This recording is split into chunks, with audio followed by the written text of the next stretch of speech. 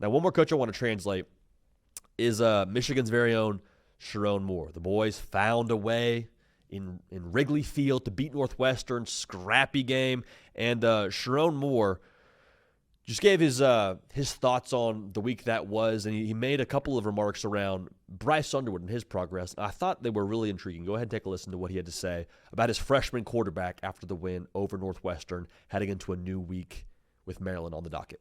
Everybody's very aware of what we need to fix and what we need to do, but there's a lot of positives in the game. Bryce, people will talk about the turnovers, but I hope people talk about that third down throw to Andrew Marsh. Not just the first one that led to a touchdown, but that second one that led to the game-winning field goal, or the third down run that he had on 3rd and 5 to escape to make sure we get a field goal. So there were some heroic plays that young man made in the game that people need to highlight. He had the mistakes that we all have to help him out as a team, but he had some plays that were outstanding along with Andrew and some of the other guys. And translation, I know there were some mistakes. I know how it looks on the box score. But if you're really watching the tape, if you're really looking at what this guy is doing week in and week out, and what I'm seeing as the head coach behind closed doors here, we like where Bryce Underwood is at. And I think that's really interesting because watching that game, what Sherrone Moore is saying, if you actually watch the full 4 quarters, you see some pop moments from Bryce Underwood. The kid still threw for 280. Still had a couple of just, that's different level of throws to Andrew Marsh and a couple of plays with his feet that he made where you see the bones there for Bryce Underwood to be a special player for Michigan and just in the context of college football. And I think this is worth noting because sometimes you're closer than how it actually looks on Saturday. Like, college football is a cruel game where a detail here and a play there makes the entire difference. But, really, it's 3 plays that make the difference with how we view Bryce Underwood coming away from that game and saying, kid's turnover prone, to then saying, oh, wow, he had a huge day at the office and Michigan kind of rolled. It really was that close for Bryce Underwood. So what my gut is saying, based on what Sherrone Moore is saying, the translation I'm picking up here in addition to we like where Bryce is at, we're going to keep putting more on his plate. We're not backing off of the Bryce Underwood experience here. We're not getting scared away by a couple of turnovers. We understand what it's going to take to beat Ohio State. Going to take more than 9 for 16, 62 yards, and 2 picks that beat Ohio State last year. Probably going to take more than that. We feel great about Bryce Underwood and the plays that he's made.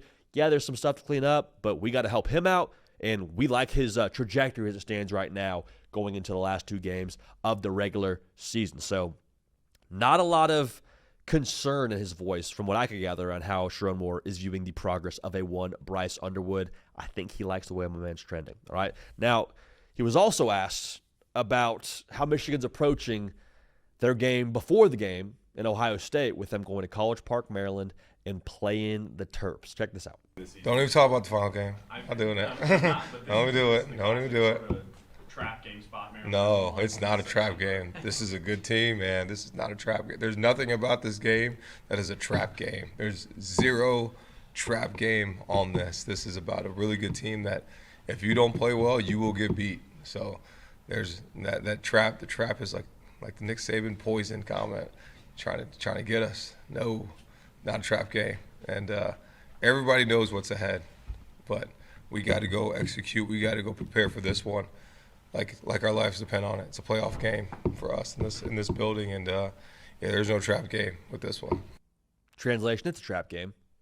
It's a trap. How could it not be a trap game? You almost lost to a 5-win Northwestern team. You play Ohio State next week for your college football playoffs live. How could you not be looking ahead at that game? You get them in Ann Arbor. You've beat them multiple years in a row now. You feel like you're better now. You think Ohio State's better probably, but you think you're better at quarterback at the very least.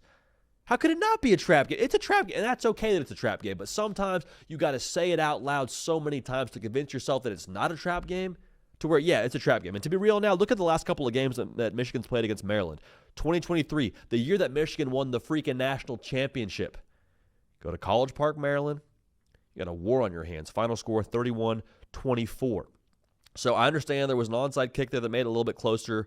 It felt closer than it maybe really was, but I don't know, one score the week before you played Ohio State, same deal. I don't know. Trap game. 2022, also won by one score, 34-27. So, there was a history here of Maryland playing Michigan relatively close, even when Michigan's absolutely rolling. Also, Maryland, they're 4-6 right now. I'm not dunking on Maryland, but, that record and that logo don't get me super excited. So, yeah, it's a trap game. It's a trap game. It's a trap game. It's a trap game. But the way that you get your team off of that vibe is telling them, hey, it's not a trap game. It's a good team. It's a playoff game. It's all those things. And what he's saying about it being a playoff game for Michigan in a lot of ways is still true. But it's a game that if you don't bring your best with that team at their place, freshman quarterback has had some moments this year in Malik Washington. Yeah, it's a trap game, especially with the spot right before Ohio State. So for Sherrone Moore, we appreciate him bringing the juice and him giving us some things to translate there. But speaking of this being a trap game, speaking of the Ohio State game, if you're a Michigan fan, you want to be at both those games. Say, hey, JD, I want to go to College Park and see us punch our ticket to then have a college football playoff play-in game against Ohio State. Awesome. The best way to do that is with Game Time. If you want to get to the game in Ann Arbor against Ohio State, best way to do that is with Game Time. Game Time, safe, fast, effective, easy way to purchase tickets. If you're in Ann Arbor the morning of the Ohio State game and you're kind of going back and forth, you want to be at a tailgate, but then you're like, maybe I want to actually go to the game. I'm not sure. I just want to be around it and kind of play this thing up to the very last minute. Game Time allows you to do that, tracking ticket prices in real time. Now, I'll be honest with you. If you're waiting until the last minute to buy a Michigan-Ohio State ticket, I don't recommend that, but you can guarantee you're getting the best price and the best ticket using Game Time. So if you hear nothing else, hear this. Take the guesswork out of buying tickets.